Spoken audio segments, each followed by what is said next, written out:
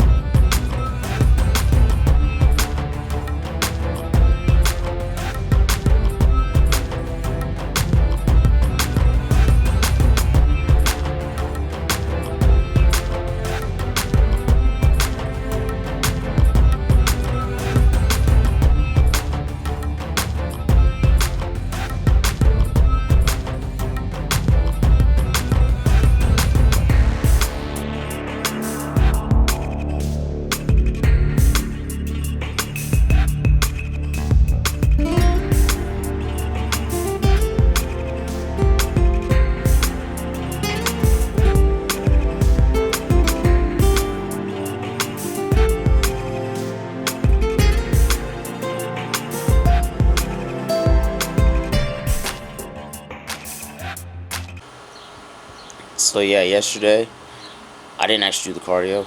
Unfortunately, I took my pre-workout ahead of time, and I don't want to run with pre-workout in my system because I think I might get a heart attack because it's just like a lot of caffeine and stimulants. I also forgot my running shoes, but today I started out running a mile. Thought to myself, like, what would I do if like I had a coach or something forcing me to do it, like to do cardio? And I probably would have like gone a little bit harder than I did. Despite I would have actually done the cardio number one, and I would have actually gone really freaking hard, trying to make the best the best time that I possibly could. I didn't quite do that today. I just ran a mile and walked a little bit, but I figure I'll build up over time. I'd honestly rather get my cardio in through grappling anyway, which is what I guess I plan to do eventually, but running is a good start, I guess. I'm also starting to realize on my pull-ups that like, so my 3 rep max is possibly, it's probably 135, so it'll be 345 plates, but the issue is that it's so heavy that I actually have to warm up to be able to lift the weight, right?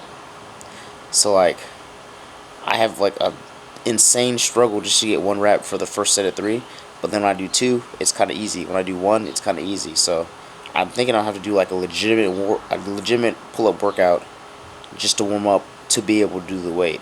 I thought that just doing 10 pull-ups with no weight would be adequate warm-up, and it wasn't. It didn't do anything for me, crazily. So at the end of the workout, as you can see, I added a little bit of back raises. Those are mainly just to just for my lower back, I guess, keep my lower back healthy. I changed belts, right? So powerlifting's got that really thick belt. Weightlifting has that like minimal support belt, and so I'm like lacking a little bit of support. Honestly, I feel like it's more ab support that I'm lacking in, because I think the weightlifting belt does support your lower back a little bit more. But yeah, so the weightlifting belt provides a little bit more support for lower back, but like less support all around. But I'm just gonna like get a little bit. It was so for the workout I did like basically it wasn't really a workout at all. It was like nothing. It wasn't like weighted.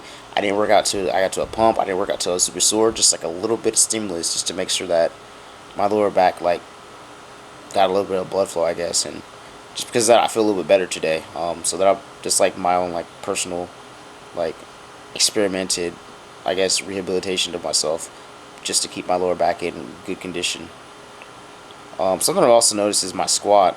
So I'm actually squatting kind of light. So 85% of my squat, I'm squatting less than 85%. So I should not even have an issue squatting narrow stance. And for some reason, I'm still actually squatting wide stance, which is like really bad. So I might actually lower the weight to give myself a couple more weeks to recover, because I should not be doing wide stance squats. Actually, I only do wide stance squats when I'm like 1 rep maxing, or I'm like super tired from lifting for a long period of time.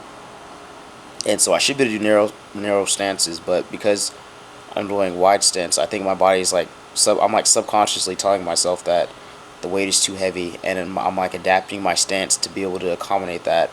And that's actually, it's not good if my goal is narrow stance. I also feel like the narrow stance is a little bit more applicable to sports, whereas the wide stance is more applicable to powerlifting. But I mean, honestly, I'm pretty sure they both are somehow applicable. It's just I feel a little bit better doing narrow stance, and I can't, and that is because of the fact that I am possibly too fatigued. So yeah.